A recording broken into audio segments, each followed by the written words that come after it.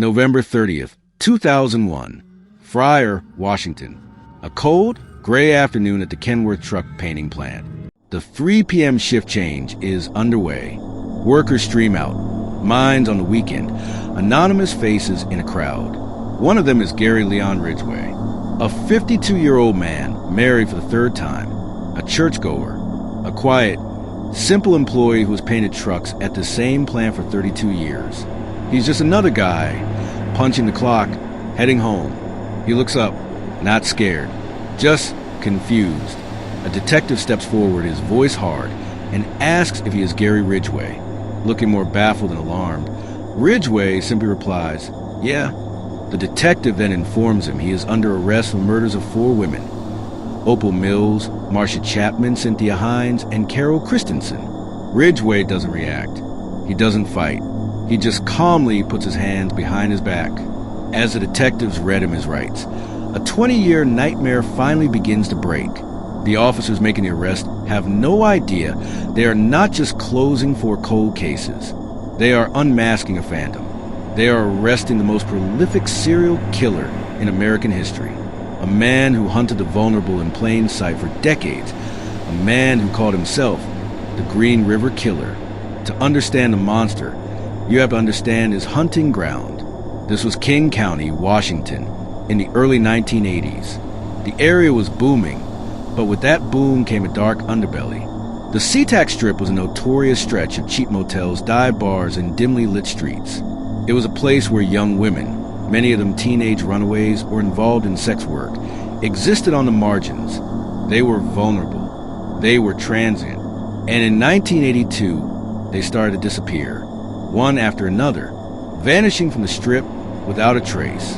On July 15th, 1982, 2 boys riding their bikes near the Green River in Kent, a few miles away, saw something in the water. It was the body of 16-year-old Wendy Lee Caulfield.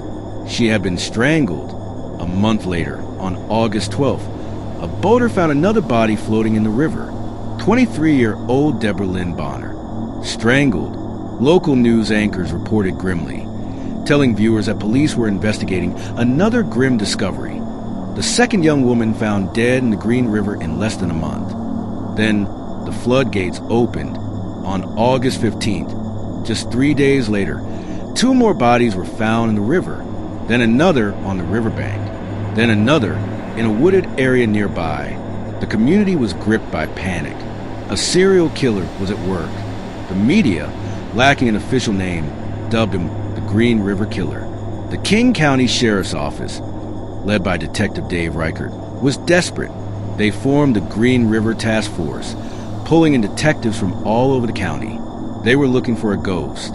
The victims were picked up from the Strip, killed, and dumped, leaving almost no forensic trail. The killer was careful. He was organized, and he was escalating. By 1984, the body count was in the double digits. The task force was buried under 10,000 tips, but had no solid leads. They were hunting a phantom, and he was hunting, as one detective put it, like a shark in bloody water. He was targeting women he believed nobody would miss. And for 20 years, he was tragically, horrifyingly correct. Gary Ridgway's method was chillingly simple. It was a brutal, repetitive ritual honed by a predator who understood his environment. He wasn't a charismatic genius. He was a chameleon. He would drive his truck, often his small blue Dodge D50, along the Strip. To the women there, he looked like any other John. He was non-threatening. He was slightly built, had a simple face, and spoke with a high, almost boyish voice. He would use a disarming trick. He'd pull out his wallet and show a picture of his young son. It was a signal. I'm a family man. I'm safe. Once a woman was in his truck, the mask of sanity would slip. He would drive to a secluded area, a dead-end street, an overgrown lot. Sometimes he'd engage in sex first. Other times, the attack was immediate. His weapon of choice was strangulation, sometimes with his bare hands, sometimes with a ligature, like a piece of wire or cloth. It was intimate, and it was absolute. It gave him complete control. But the horror didn't end with death. What Ridgway did next reveals the true depth of his pathology.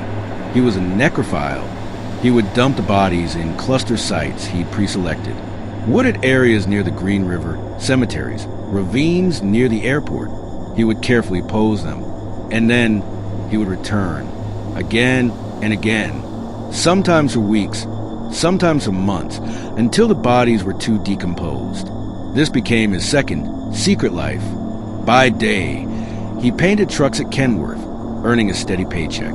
He'd go home to his wife, attend church, and read his Bible. By night, he was the most terrifying predator in the state, visiting his grotesque collection of stolen lives, hidden beneath the canopy of the Pacific Northwest. He moved through society like a ghost, his two worlds never, ever touching. The investigation was a grueling, two-decade war of attrition. At its head was Dave Reichert, a relentless young detective who would eventually become sheriff of King County. The case would come to define his life. The task force was drowning. The victims were all linked to the strip, but beyond that, the evidence was thin. The killer left no fingerprints, no witnesses. He was a whisper. In 1984, in a desperate, bizarre move, the task force consulted another notorious serial killer, Ted Bundy, whose story will be told in our next video. Bundy was on death row in Florida, and investigators, including Robert Keppel, hoped his mind could offer a window into their killers. Bundy's analysis was chillingly accurate. He told them the killer would have a spot where he takes his victims. He would return to the bodies, Bundy theorized, and engage in post-mortem activities. Bundy told them the killer was likely a local, someone who knew the back roads and dumping grounds like his own backyard, someone who could blend in. He was describing Gary Ridgway perfectly. The police did have a Gary Ridgway on their radar. As early as 1983, a man had reported his girlfriend Marie Malvar missing. He'd last seen her getting into a blue pickup truck with a man. He'd followed them and gotten a partial plate. It traced back to Gary Ridgway. In 1984, Ridgway was brought in. He was just one of thousands of potential suspects. He was cooperative. He was boring. He denied everything. He insisted, "I don't pick up prostitutes. I love my wife. I'm a good Christian." The task force had him take a polygraph, a lie detector test. He passed. The detectives were stunned. Ridgway was so simple, so apparently non-intelligent. They couldn't believe he could be their cunning killer. His heart rate never even wavered. He was either innocent or a sociopath of the highest order, capable of controlling his own physiology. Convinced he wasn't their man, they let him go. The task force had their man in their grasp, and they let him walk out the door. Ridgway, knowing he'd beaten them, continued to kill. He killed Kelly McGinnis in 1983. He killed victims in 1984. He likely continued to kill throughout the decade. The case went cold. The task force was disbanded in 1990. The killer seemingly gone. Dave Reichert and a few others refused to let it go, but the trail was frozen solid. Then, technology caught up with the phantom. By the late 1990s, DNA analysis had become a revolutionary forensic tool. In 1987, during their initial investigation, police had collected saliva and hair samples from Ridgway. They had also, crucially, preserved semen samples found on several victims, including Carol Christensen. At the time, the tests were inconclusive. But in 2001, Dave Reichert, now sheriff, had a hunch. He sent the old samples to the state crime lab for a modern SDR-DNA analysis. In October 2001, the phone rang.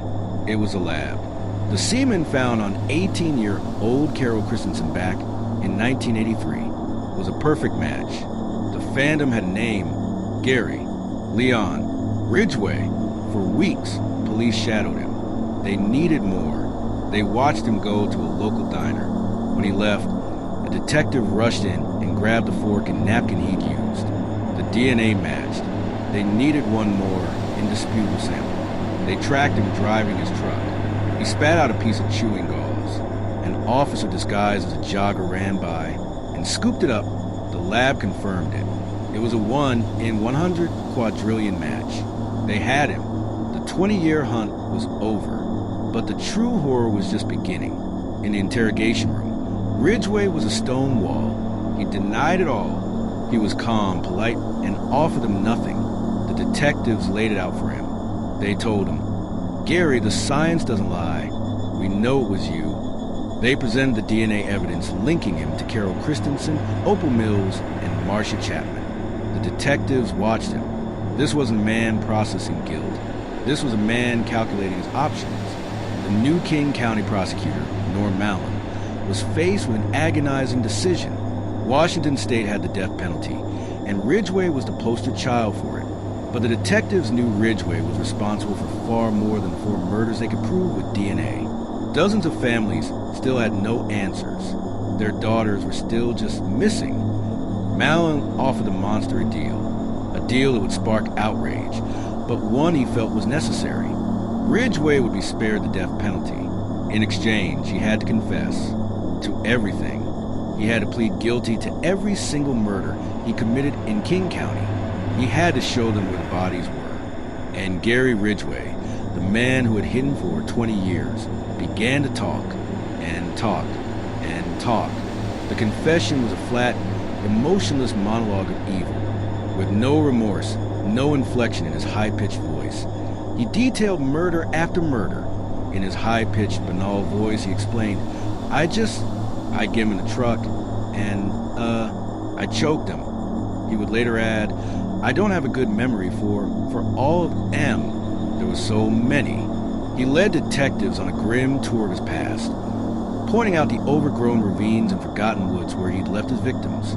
He helped them locate the remains of 4 more missing women. The final tally was staggering. On November 5th, 2003, Gary Ridgway pleaded guilty to 48 counts of aggravated first-degree murder. His sentencing was one of the most raw and powerful courtroom scenes in American history. For 2 days, the families of the victims, the women he dismissed as nobodies, were given a voice.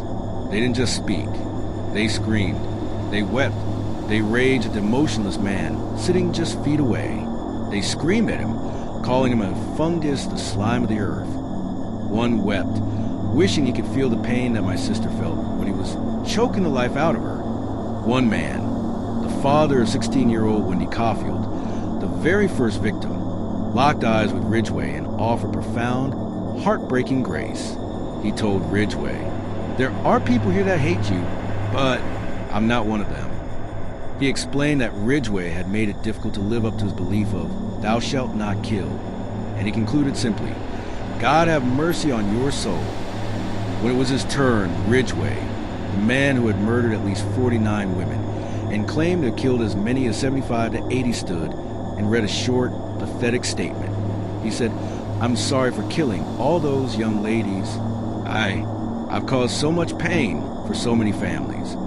The judge, calling him the incarnation of evil, sentenced him to 48 consecutive life sentences, with no possibility of parole. In 2011, he would plead guilty to one more, the 1982 murder of Rebecca Marrero, bringing his official count to 49. Gary Ridgway will die in the Washington State Penitentiary at Walla Walla. He is a monster locked away, but his case leaves us with haunting, unanswered questions. How did a man with a low IQ, a simple truck painter, manage to kill so many for so long, right under the noses of law enforcement? The answer, perhaps, is as tragic as the crimes themselves. He succeeded because he hunted in the shadows of society. He targeted women he believed were invisible, runaways, addicts, sex workers. Women he thought no one would fight for, but they were visible. They were Wendy and Deborah and Opal and Carol and Marie. They were daughters and sisters and mothers. They were human beings, and they were missed. The Green River case is not just a story of a prolific killer. It's a story of systemic failure to protect the most vulnerable. And it's a chilling reminder of the banality of evil. It proves that the most terrifying monsters aren't always the charismatic geniuses or the shadowy boogeymen. Sometimes they're the quiet, simple men who paint trucks, the phantoms with dark motives who hide, not in the darkness, but in the glaring light of the everyday.